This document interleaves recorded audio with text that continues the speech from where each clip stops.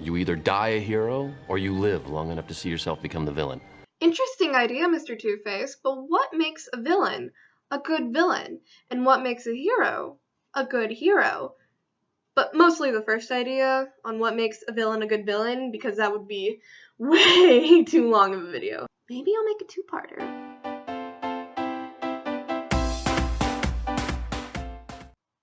Hello, Brainiacs. My name's Brainy, and today let's talk about villains. This is a lie. Well, can we talk about a more likable villain? Ew, no, not him. Yes, there we go. That's better. A villain people actually like, which puts us at today's question. What makes a villain a good villain? I don't mean villains that start out evil and then become good through heroic actions. No, I mean what makes a good and interesting villain. Someone who is fun to watch, fun to hate, and just plain fun. I'm sure some of you think of the Joker, Negan from The Walking Dead, a show I do not watch but have been following, or Loki from the Avengers. There are so many more I can think of, but these are just a few. So without further ado, let's answer that question. There are a few qualities that make a villain interesting. There's his or her motive, how human he or she is, backstory. Let's compare two well-known villains, Darth Vader and the Joker. Strange, I know, but stick with me. What possibly could these two have in common?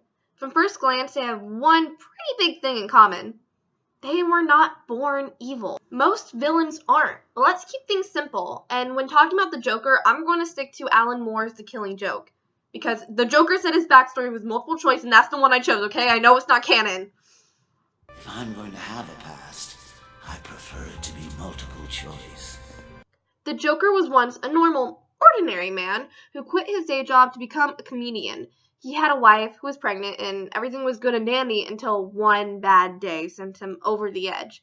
The Joker agrees to help some criminals with a heist in order to support his wife and unborn son when he receives word that the aforementioned pregnant wife had died in an accident.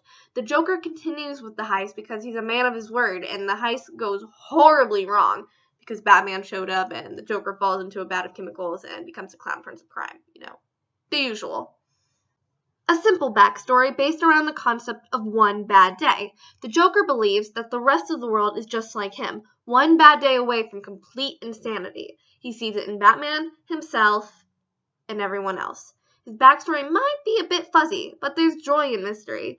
He's a man sent over the edge by society, and now he sees the world as one funny joke away from oblivion, and he wants everyone else to see that too.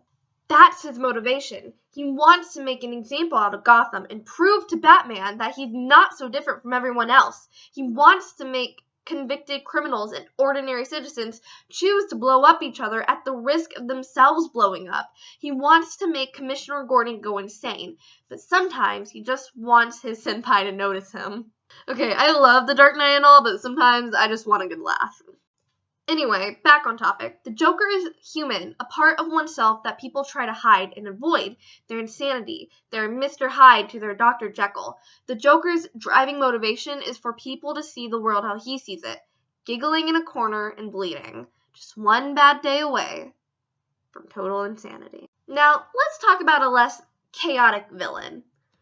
Dun dun da da dun da da dun da da da da da dun da da dun da da.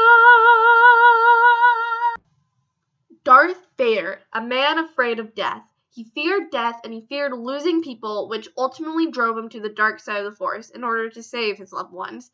How did that turn out for you, Annie?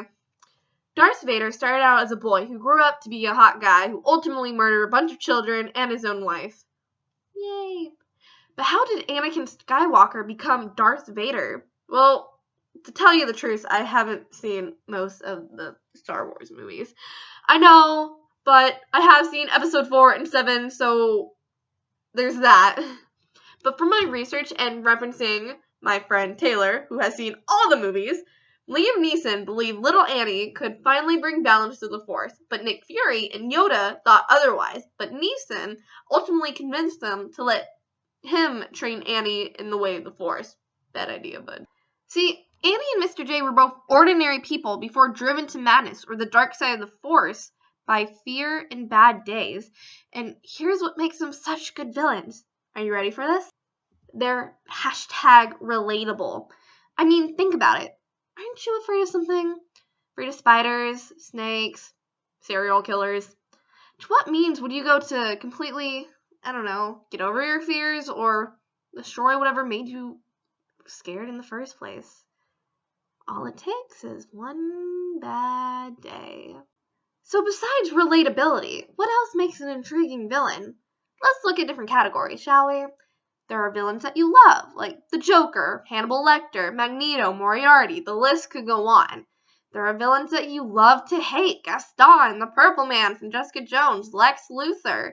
And then there are villains that you just hate, like Metatron, Umbridge, President Snow, that little shit Eloise from Black Butler. I really hated season 2. Don't get me wrong, Voldemort, Dracula, and Thanos are good and intimidating villains, but their villainy is a little unrealistic. I mean, Voldemort was literally born evil through a love potion and stuff, and there are other villains out there who are evil just for the sake of being evil, like Dr. Doofenshmirtz, but he's cool, and he even has a little jingle.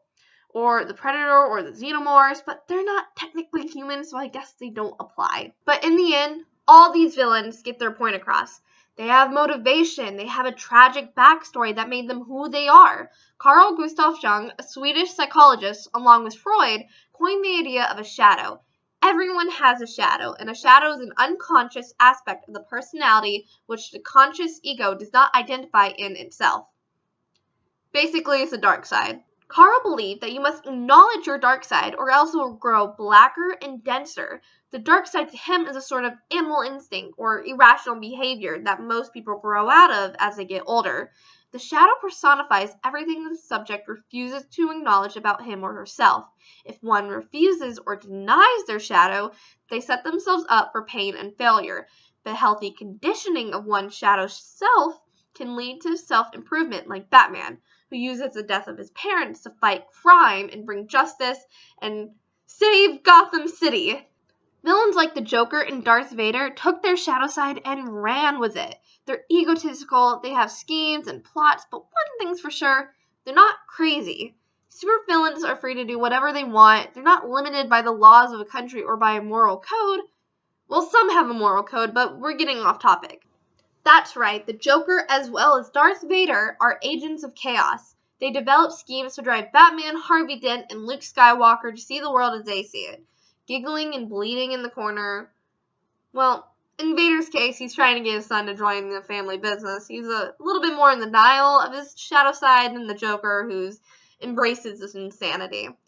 No wonder he was such a good prankster in the 60s. He wasn't crazy. He was just having a bad day, and he wanted to take out his problems on someone who understands. That's why we, as a society, love a good old-fashioned villain. A really good one can make you take a look at yourself and wonder, how different are you really? Everybody has a dark side, and all it takes is a little push. So keep that in mind next time you think about stepping on that spider or leaving hateful comments on other people's YouTube videos. Who knows what could happen? And like Batman always says, if you want to make the world a better place, take a look at yourself and make a change. See what I did there? Lego Batman, anyone? No? No, okay. Alright, just the only one. I'll just be here then. Anyway, I hope you enjoyed today's episode, and I was thinking about doing one on what makes a hero a good hero. Leave a like or a comment down below if you think that's a good idea. And with that, may the Force be with you, Brainiacs, and it's back to the future for me. Bye!